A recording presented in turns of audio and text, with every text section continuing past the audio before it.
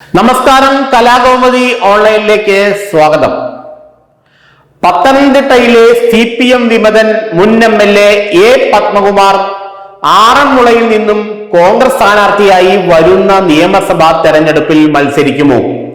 മത്സരിച്ചേക്കും എന്നുള്ള സൂചനയാണ് നമുക്ക് CPM-ൽ നിന്നും ലഭിക്കുന്നത്.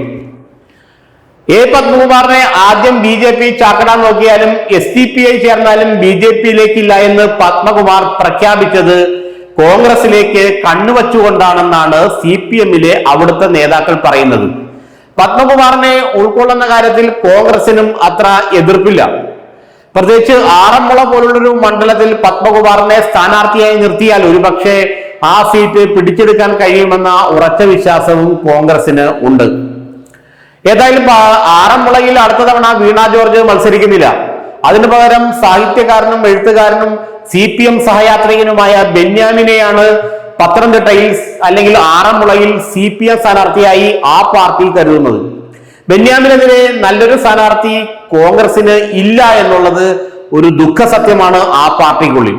അതുകൊണ്ട് നല്ലൊരു സ്ഥാനാർത്ഥിയെ ബെന്യാമിൻ നിൽക്കുകയാണെങ്കിൽ കോൺഗ്രസിന് എതിരെ നിർത്തിയേ പറ്റൂ, അല്ലെങ്കിൽ കോൺഗ്രസ് സ്ഥാനാർത്ഥി പച്ചതൊടില്ല. രാഹുൽ മാങ്കൂട്ടത്തിനെ ഏതായാലും ഇനി ആറന്മുളയിലേക്ക് അടുപ്പിക്കില്ല, അദ്ദേഹം പാലക്കാട് തന്നെ തുടരട്ടെ എന്നാണ് കോൺഗ്രസ് നേതൃത്വം എടുത്തിരിക്കുന്ന നിലപാട്.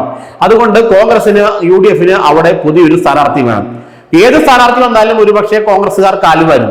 എന്നാൽ കോൺഗ്രസ്സുകാരനല്ലാത്ത ഒരു സ്ഥാനാർത്ഥി വന്നാൽ കാലുവാരലിന്റെ രൂക്ഷത അല്പം കുറയും.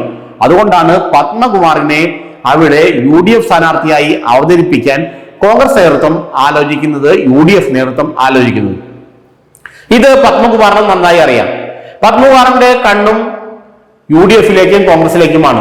ശബരിമല സുപ്രീം കോടതി വിധിയെ തുടർന്നുണ്ടായ സംഭവ വികാസങ്ങളിൽ അന്ന് കോൺഗ്രസും UDF-ഉം എടുത്ത നിലപാടിനോട് അനുയോജ്യമായ അല്ലെങ്കിൽ അനുകൂലിക്കുന്ന നിലപാടാണ് ദേവസ്വം ബോർഡിന്റെ അന്നത്തെ പ്രസിഡന്റായിരുന്ന പത്മകുമാർ കൈക്കൊണ്ടത്. അതുകൊണ്ട് കോൺഗ്രസ് നേതൃത്വത്തിന് പൊതുവെ അദ്ദേഹത്തിന് ഒരു താല്പര്യമുണ്ട്. പത്തനംതിട്ടയിലെ കോൺഗ്രസ് നേതൃത്വം വളരെ വീക്കാണ്, വളരെ ദുർബലമാണെന്നുള്ളത് എല്ലാവർക്കും അറിയാം. പത്തനംതിട്ടയിലെ DCC അധ്യക്ഷനെ തന്നെ മാറ്റണം എന്നുള്ള വാദങ്ങളൊക്കെ കോൺഗ്രസിൽ ഉയർന്നു വരുന്നുണ്ട്. കോൺഗ്രസിൽ പത്തനംതിട്ടയിൽ ആകെയുള്ളൊരു നല്ലൊരു നേതൃത്വം എന്നുള്ളത് അടൂർ പ്രകാശ് മാത്രമാണ്. അടൂർ പ്രകാശിനെ മാറ്റി നിർത്തി കഴിഞ്ഞാൽ പിന്നെ ജനങ്ങളെ അഭിമുഖീകരിക്കാൻ, ജനങ്ങളുമായി ആശയവിനിമയം നടത്താൻ ജനങ്ങൾ ഇഷ്ടപ്പെടുന്ന ഒരു നേതാവ് പത്തനംതിട്ടയിലെ കോൺഗ്രസ് ഇല്ല. അതുകൊണ്ട് അവിടെ ആറന്മുളയിലൊക്കെ ഒരു കോൺഗ്രസ് സ്ഥാനാർത്ഥി നിന്ന് ജയിക്കണമെങ്കിൽ വലിയ പാടാണ്.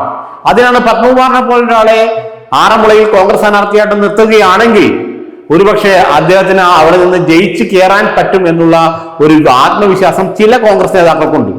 എന്നാൽ ചില കോൺഗ്രസ് നേതാക്കളായിട്ട് അദ്ദേഹത്തിനെ എതിർക്കുന്നുമുണ്ട്. കാരണം ഇവിടെ ഇപ്പോൾ തന്നെ മത്സരിക്കാൻ പറ്റിയ നേതാക്കൾ ഉണ്ടെന്നും അവർ മത്സരിച്ചോളുമെന്നും ഇനി CPM-ൽ നിന്ന് വന്ന ഒരാളെ ഇവിടെ നിർത്തണ്ട എന്നുള്ള ഒരു അഭിപ്രായങ്ങളൊക്കെ കടന്നു വരുന്നുണ്ടെങ്കിൽ തന്നെയും പത്മകുമാർ ആഗ്രഹിക്കുന്നത് കോൺഗ്രസ് സ്ഥാനാർത്ഥിയായി ആറന്മുളയിൽ നിന്നും അല്ലെങ്കിൽ പത്തനംതിട്ടയിലെ ഏതെങ്കിലും മണ്ഡലത്തിൽ നിന്നും, റാന്നി പോലുള്ള മണ്ഡലങ്ങളിൽ നിന്നൊക്കെ മത്സരിക്കാനാണ് ഇദ്ദേഹം ആഗ്രഹിക്കുന്നത്. കോൺഗ്രസ് സ്ഥാനാർത്ഥിയായി അടുത്ത തെരഞ്ഞെടുപ്പിൽ മത്സരിക്കാൻ പത്മകുമാർ ആഗ്രഹിക്കുന്നുണ്ടെന്നുള്ളത് നേര് തന്നെയാണ്.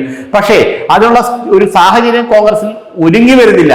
കോൺഗ്രസ് നേതാക്കന്മാർക്ക് അദ്ദേഹത്തെ ഉൾക്കൊള്ളാൻ താല്പര്യമുണ്ട്, BJP അടക്കമുള്ളവർക്ക് എന്നുള്ള സത്യമാണെങ്കിലും അതിനുള്ള സാഹചര്യം കോൺഗ്രസിൽ ഒരുങ്ങി വരുന്നില്ല എന്നുള്ളത് കൊണ്ടാണ് പത്മകുമാർ ഒന്നും മടിച്ച് ഇപ്പോഴും CPM-ൽ തന്നെ നിലകൊള്ളുന്നത്.